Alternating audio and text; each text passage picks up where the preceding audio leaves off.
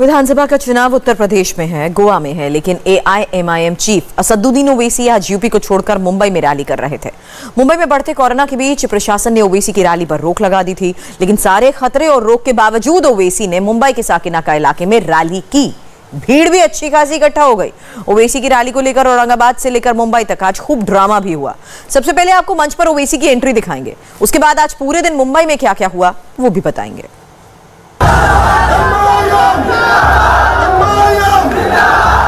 हिंदू मुस्लिम एजेंडे का हॉटस्पॉट आज मुंबई बना। मुंबई के कांदीवली में रैली करने के लिए असदुद्दीन ओवैसी मुंबई पहुंचे। ओवैसी की रैली पर प्रशासन ने रोक लगाई थी। कोरोना के ओमिक्रॉन वेरिएंट के बढ़ते मामले को देखकर प्रशासन ने रैली की इजाजत नहीं दी थी। मुंबई में 2 दिनों के लिए धारा 144 लागू कर दी गई है। बावजूद इसके मुंबई के चांदीवली में ओवैसी ने भीड़ इकट्ठा की और अपना एजेंडा एक बार क्लियर किया। सवाल ये पैदा होता है कि कब तक आप धोखा खाएंगे, कब तक मुसलमान धोखा खाएगा इन हमदर्दी की बातों को सुन सुनकर। मैं तो ये समझ रहा था कि मुंबई की सड़कों पर शहादत बाबरी मस्जिद के बाद जो खून की होली खेली गई तो आपकी आंख खोल देंगे। मैं तो ये समझ रहा था कि एक सियासी शऊर बेदार हो जाएगा और उन लोगों पर भरोसा नहीं किया जाएगा जिन्होंने हमारे नौजवानों के मुस्तकबिल को टाडा लगाकर जेलों में सड़ा सड़ा कर उनकी नौजवानी को बर्बाद कर दिया। मगर आप भूल गए। फिर चुनाव पे चुनाव आया, सेकुलरिज्म सेकुलरिज्म सेकुलरिज्म। बताओ भारत के मुसलमानों, मैं सिर्फ महाराष्ट्र के मुसलमानों से नहीं, मैं भारत के मुसलमानों से पूछ रहा हूं, सेकुलरिज्म से हमको क्या मिला? सेकुलरिज्म से सिर्फ मुशायरा मिला, सेकुलरिज्म से सिर्फ नारे मिले, सेकुलरिज्म से सिर्फ मीठी मीठी बातें मिली। क्या सेकुलरिज्म की वजह से आरक्षण मिला? नहीं मिला। क्या सेकुलरिज्म की वजह से मेरी मस्जिद का तहफ्फुज़ हुआ? नहीं मिला। क्या सेकुलरिज्म की वजह से मस्जिद शहीद करने वालों को सजा मिली? नहीं मिली। क्या सेकुलरिज्म की बुनियाद पर मुझे इंसाफ मिला, हक मिला, इज्जत मिली? नहीं मिली। मगर मुसलमान क्या बोलता है? सेकुलरिज्म। कौन सा सेकुलरिज्म? मैं उस सेकुलरिज्म को मानता हूं जो भारत के संविधान में है। मैं इस पॉलिटिकल सेकुलरिज्म को कभी मानता नहीं था, ना हूं, ना कभी रहूंगा। मुसलमानों, पॉलिटिकल सेकुलरिज्म को धिक्कारो। सेकुलरिज्म एक ऐसा लफ्ज है जो मुसलमानों को जितना धोखा इस लफ्ज ने दिया किसी ने नहीं दिया। हर अखबार में आप यूपी का चुनाव आ रहा है। अब मैं कल जा रहा हूं कानपुर को, तो जैसे मैं अब शुरू हो गया वहां पर ओवैसी आ रहा है, सेकुलरिज्म कमजोर होगा। अरे क्या सेकुलरिज्म का ठेका तुमने लेके रखा है? ओवैसी की रैली के लिए एआईएमआईएम ने पूरे महाराष्ट्र में माहौल बनाया।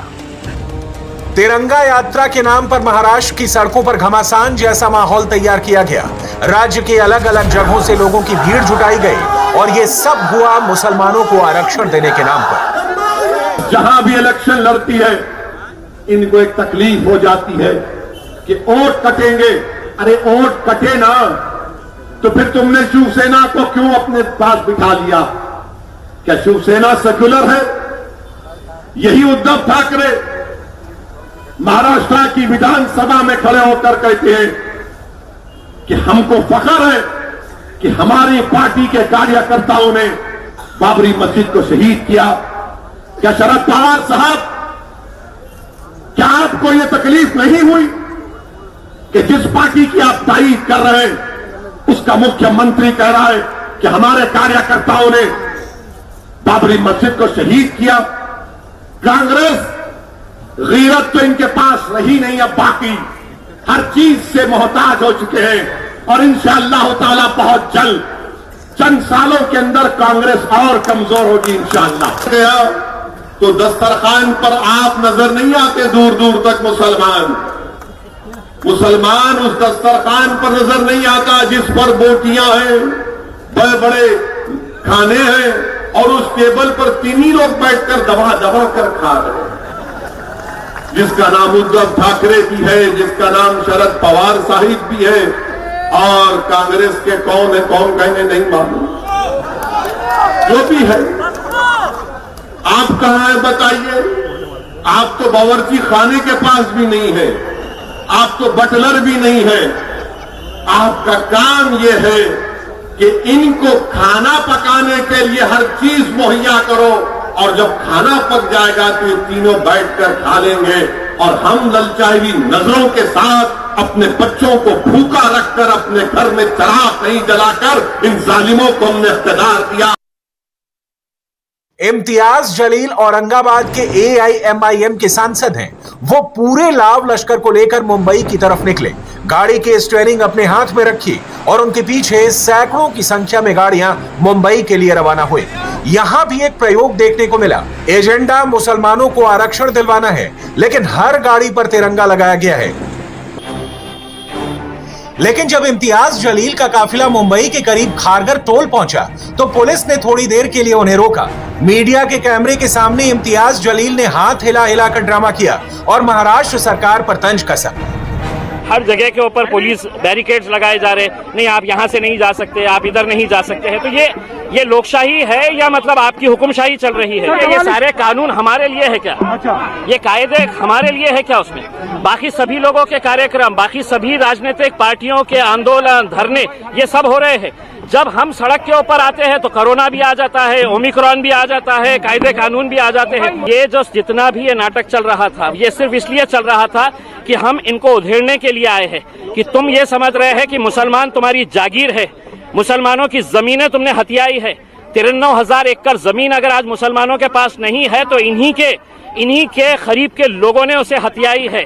अगर आज हाई कोर्ट ने हमको 5% रिजर्वेशन देने का बोला तो तुम क्यों उसको कबूल नहीं कर रहे? क्या मुसलमान तुम्हारे लिए एक मशीन बन गया है कि 5 साल के बाद आएंगे, तुम कहेंगे कि हमको वोट दो और मुसलमान देता रहेगा करके? अब हम इनसे सवाल करने के लिए आए हैं, इनके पास जवाब नहीं है, इसीलिए ये सब सरकार हमसे डरती है तो पुलिस को आगे करती है। अब यही हो रहा है। खारगर टोल पर डायलॉग डिलीवरी कंप्लीट करने के बाद इम्तियाज जलील ओवैसी की रैली की तरफ बढ़े। उनके साथ सैकड़ों गाड़ियों का काफिला भी आगे बढ़ा। हमारे संवाददाता संदीप चौधरी ने कोरोना काल में मुंबई में रैली करने का सबब पूछा, जवाब आप भी सुनिए। औरंगाबाद में कुछ दिन पहले शिवसेना ने एक भव्य मोर्चा निकाला जिसमें 2 मंत्री थे, 2 सांसद थे, परमिशन नहीं थी लेकिन मोर्चा निकाला। भारतीय जनता पार्टी ने नागपुर के अंदर एक भव्य मोर्चा निकाला, परमिशन नहीं थी, वो निकाला। तो हमारा ये कहना है, अजीत पवार साहब पश्चिम महाराष्ट्र के अंदर बहुत सारी सभाएं ले रहे हैं, शरद पवार साहब ने अभी युवाओं का एक मेड़ावा लिए है महाबलेश्वर के, उस वक्त कोरोना नहीं आता है। हम जैसा ही बाहर निकलते हैं तो ये कोरोना को सिर्फ हमसे ही मोहब्बत क्यों है, हमको समझ में नहीं आ रहा है। तो लेकिन एक बात ये भी कर रहे हैं महाराष्ट्र के मंत्री कि BMC के चुनाव की स्थिति में आप बीजेपी के एजेंडे पर, बीजेपी की लाइन पर महाराष्ट्र सरकार को टारगेट, अगर रत्ती भर भी इस बारे में उनको ऐसा शक रहता कि हमारी इस हरकत से किसी को फ़ायदा होगा भारतीय जनता पार्टी को, तो इतनी बड़ी तादाद के अंदर ये मुसलमान जो महाराष्ट्र के कोने कोने से निकल कर आया है वो हमारे साथ नहीं आता था। अब कितना भी तुम चिल्ला लो, अपना सर पटक लो, लोग अब तुम्हारी बातों के अंदर आने वाले नहीं है। हम जो सवाल लेके आए उसका जवाब दो, बाकी चीज़ों के अंदर आप ज़्यादा दिमाग मत लड़ाओ। यार आपको इतना परेशान कर डालेंगे कि आप सोएंगे रात में तो हमारा ख्याल आएगा, नींद में से उठेंगे तो भी हमारा नाम लेकर उठेंगे। इस यात्रा का मकसद क्या है? 2 सवाल लेकर आए हैं। हमारी वक्फ की ज़मीन हमको वापस करो और हमारा 5% रिजर्वेशन हमारे मुसलमान बच्चों को है तो जो हाई कोर्ट ने दिया है वो दे दो, बस। मुंबई पुलिस ने आज पूरे बॉर्डर को सील कर दिया। हमारी संवाददाता नम्रता दुबे मुलुंड टोल पर मौजूद थी। पुलिस ने मुलुंड टोल पर नाला लगा रखा था, हर गाड़ी की चेकिंग की जा रही थी, उसके बाद ही वहां से गाड़ियों को आगे बढ़ने दिया जा रहा था। मुंबई में 2 दिनों के लिए धारा 144 लागू है। मुलुंड टोल की तस्वीर हम आपको यहाँ पर दिखा रहे हैं। सड़क के दोनों तरफ मुंबई पुलिस की टीम लगातार तैनात है। उनकी तरफ से पूरी कोशिश की जा रही है कि जो MIM के जो कार्यकर्ता हैं, जो पार्टी के लीडर्स हैं, उनको आगे जाने से रोका जाए, क्योंकि सभा और रैली की अनुमति 144 के तहत नहीं दी गई है। ऐसे में कुछ पार्टी के कार्यकर्ता हैं, उनको यहाँ पर रुकाया गया है मुलुंड टोल पर। कोरोना सिर्फ क्या इसी दिन आने वाला है। अगर आप देखेंगे तो इससे पहले शरद पवार की जो है यूथ की जो मीटिंग ली गई है वो कितनी बड़ी हुई। इसके पहले अगर देखेंगे तो अजीत दादा पवार की कितनी बड़ी सभा हुई है। सभी जगह पे सभा हो रही है, सभी को परमिशन मिल रहा है, तो MIM को ही क्यों रोका जा रहा है? आपने 27 तारीख को हमारा परमिशन कैंसिल किया, उसके बाद आपने कहा कि 10 दिन बढ़ाया जाए, हमने 10 दिन बढ़ाकर इसको परमिशन लिया। तो ये सिर्फ जो है जितनी सेक्युलर पार्टियां हैं, ये सिर्फ और सिर्फ जो है ये चाहती नहीं है कि ये एक प्रोग्राम हो। रैली में जो है प्रोटोकॉल का पालन नहीं होता है कोरोना के, कई सारे लोग जो है बिना मास्क के है, यहाँ पर भी आप देखिएगा पीछे आपके कई सारे लोग बिना मास्क के, तो इससे तो कोरोना बढ़ेगा ना। हमारी कोशिश ये है कि इस पे जो है लोगों को बताया जा रहा है कि आप लोग मास्क लगाइए, तो मास्क लगाने का, सोशल डिस्टेंस मेंटेन करने का, कुर्सियां थोड़ी थोड़ी दूर दूर पर लगाई जा रही है। केस करे या कुछ भी करे वो करना ही करना है, क्योंकि इससे पहले जब आजाद मैदान में अभी हुआ था किसानों का, तो वो तब कैसा परमिशन मिला, बीएसटी का आंदोलन, एसटी वालों का आंदोलन चल रहा था, उनको कैसा मिला, तो मिला ना, तो सरकार ने दी ना उनको। 2 दिन के लिए तो उन्होंने धारा 144 लगा दी, फिर 5 से ज्यादा लोग इकट्ठा नहीं हो सकते यहाँ पे रैली में, तो देखिए कितने लोग। कोशिश ये है कि यहाँ पे रैली ना हो, सभा ना हो, ये कोशिश उनकी हो रही है। उनको पता है कि अगर मुस्लिम समाज इकट्ठा आ जाता है तो बहुत बड़ी क्रांति यहाँ पे होगी, और ये महाराष्ट्र से क्रांति पूरे भारत भर जाएगी, और पूरे भारत का मुसलमान अगर एक हो जाता है तो 5% आरक्षण ये गवर्नमेंट को देना ही पड़ेगा। मुंबई से लेकर गुड़गांव तक देश में एक ही प्लान एक्टिव है, हिंदू मुसलमान के नाम पर फुल पॉलिटिक्स हो रही है।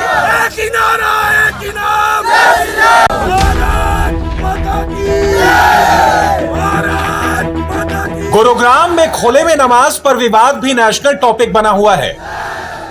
शुक्रवार को सेक्टर 37 की सरकारी जमीन में मुस्लिम पक्ष के लोग नमाज पढ़ने आए, लेकिन वहां पहले से लोकल लोग और हिंदू संगठनों के कार्यकर्ता मौजूद थे। जमकर हंगामा हुआ। खुले में नमाज का विरोध कर रहे लोगों ने हनुमान चालीसा का पाठ किया, जय श्री राम के नारे लगाए।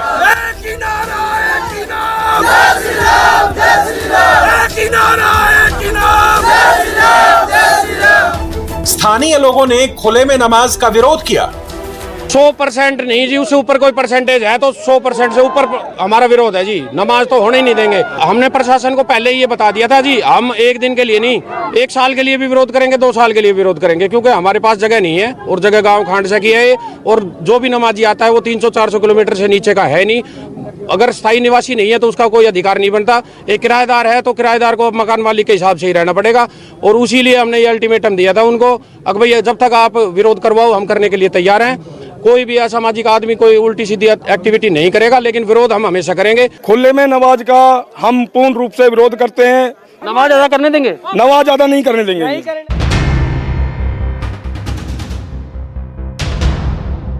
पहला शुक्रवार नहीं है जो गुरुग्राम में ऐसे ही तनाव भरा गुजरा। पिछले करीब 3 महीने से गुरुग्राम में हर शुक्रवार ऐसे ही गुजर रहा है। टकराव ऐसा कि दोनों पक्ष कभी कभी एक दूसरे के सामने आ गए। मैं कहना चाहता हूँ कि आप अपने गांव का नाम बता दो, अगर आप यहाँ के निवासी हो। पहले बोल दिया, आपसे बोला है ना कि मैं यहाँ का निवासी नहीं, मैं जॉब करता हूँ, मैं जॉब करता हूँ, मैं जॉब करता हूँ। जॉब करते हो? कब से जॉब कर रहे हो? 4 साल से गाँव आपका हो गया? नहीं, हम गाँव को तो नहीं कब्जा कर रहे हैं भाई। भाई गाँव को हम कब्जा नहीं है भाई साहब, गाँव को हम कब्जा नहीं कर। हमारा भी हरियाणा का ही भाई आधार कार्ड है, वोटिंग कार्ड। कहाँ से है? समझे ना, हम फरीदाबाद से हैं। तो दिखाओ अपना, मैं दिखाता हूँ अपना। भाई मैं गांव का नाम बताओ। फरीदाबाद में पल्ला गाँव में। पल्ला गाँव आधार कार्ड पे एड्रेस होगा ना, आधार कार्ड। चलो कोई बात नहीं, आप लोग थोड़ा गैप लीजिए। तो यहाँ पर लोग जो है अपने सामने यहाँ पर है, और जिस तरीके से आप देख सकते हैं कि लोग यहाँ पर नमाज अदा करने के लिए पहुंचे थे। हिंदू संगठनों के लोग उनको रोका, उनका कहना था कि यहाँ पर नमाज अदा नहीं करने दी जाएगी। गुरुग्राम के सेक्टर 37 के हिंदू पक्ष का आरोप है कि नमाज के बहाने मुस्लिम पक्ष यहां मांस काटते हैं, गंदगी फैलाते हैं, जिसका वो विरोध करते हैं। पिछले शुक्रवार को यहाँ पे मुर्गा कट रहा था, मैं खुद आया था, मैंने खुद देखा था। नाम विनोद। आप मना कर दोगे? मैं यहाँ पे मुर्गा कटता हुआ देखा था, मैंने खुद देखा था। मैं किसी को बिलीव नहीं करता, मैंने खुद देखा था। नहीं, मैंने देखा था, हम सच्चा हो, मैंने देखा था। दोनों पक्षों के टकराव तो सीएम मनोहर लाल खट्टर के सामने आए। खट्टर का मैसेज क्लियर था, नमाज पढ़नी है वो मस्जिद में पढ़ी जाए या फिर अपने घर में पढ़ें। सरकार खुले में नमाज पढ़ने की इजाजत नहीं देगी। कोई अपनी जगह पर कोई नमाज पढ़ता है, कोई पाठ करता है, कोई पूजा तत्पदी करता है, उसमें हमें कोई दिक्कत नहीं है। और ये सारी चीज धार्मिक स्थल इसीलिए बने होते हैं कि वहां जाकर के करें। खुले में ऐसा कार्यक्रम नहीं होना चाहिए। ये नमाज पढ़ने की जो प्रथा यहाँ खुले में हुई है, ये कतई भी सहन नहीं की जाएगी, लेकिन इसमें से उन साथ बैठ करके एमिकेबल सोल्यूशन निकाला जाएगा। उन्होंने भी कहा कि बहुत सी हमारे पास जमीनें हैं जहां हमें अनुमति दी जाए, या कुछ जमीनें ऐसी हैं जो उनकी अपनी जमीन होगी या वक्फ की होगी, उसमें कहीं अनक्रोच्ड एरिया है, वो भी कैसे उनको उपलब्ध कराया जा सके, और या फिर अपने घर में नमाज पढ़ें, खुले में नमाज पढ़ करके। और ये आपसी टकराव भी है, नहीं होना चाहिए। खुले में नमाज का मुद्दा उछला तो उसे फौरन ही एनसी चेयरमैन फारूक अब्दुल्ला ने कैच कर लिया। नमाज के मुद्दे को डायरेक्ट धर्म से जोड़ा और खट्टर सरकार से नमाज के लिए अलग से जगह देने की बात की। सुनना पड़ेगा रे यार। He doesn't allow in an open field. Let him create places where they can pray. Pray they have to. That's why they open spaces like this. Because there's no place. Farooq Abdullah आज जम्मू में थे। वहां उनकी नेशनल कॉन्फ्रेंस की minority cell की बैठक थी। इस बैठक का एजेंडा तो घाटी में मौजूद अल्पसंख्यक हिंदुओं की रक्षा का था, लेकिन इसी के बहाने फारूक अब्दुल्ला ने खूब राजनीति चमकाई। कश्मीरियों को वोट बैंक बताया, लोगों से किए वादे पूरे नहीं होने की बात कही और कश्मीरी पंडितों और मुसलमानों के बीच दरार पैदा करने का मुद्दा उठाया। आपको इस्तेमाल किया गया, वोट बैंक की हैसियत से आपको इस्तेमाल किया गया, मगर आपके दुख को कभी मरहम नहीं लगाई। अब वैसे ही रहे, बड़े वादे किए गए आपसे, एक भी वादा पूरा नहीं हुआ। 47 के बाद हमारे मेहरबानों ने हमें फैसला कर दूरी करनी शुरू कर दी, ये समझ के कि उनको आपका वोट मिलेगा और आपको वोट की हैसियत से उसके बाद बांटते रहे। मुझे माफ करना, उसमें आपके लोग भी थे और हमारे लोग भी थे। अपनी कुर्सियों के लिए उनने क्या नहीं किया और क्या किया। कश्मीरी पंडित और कश्मीरी मुसलमान के दरमियान दूरी शुरू कर, इतनी नफरत बढ़ा दी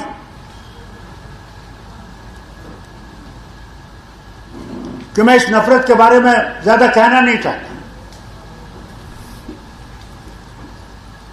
मुंह पे सलाम तो करते थे, मगर दिल में वो वलवला था और वो आतिफशां पहाड़ था कि यही मुसलमान है जिसने हमें निकाला। तो सिर्फ भगवान के सामने झुकना। फारूक अब्दुल्ला जम्मू और कश्मीर के 3 बार मुख्यमंत्री रहे। करीब 14 सालों तक स्टेट के सीएम रहने के बाद अगर फारूक अब्दुल्ला कश्मीरी पंडितों और मुसलमानों के बीच खाई होने की बात करते हैं तो सवाल उनकी राजनीति पर उठेंगे।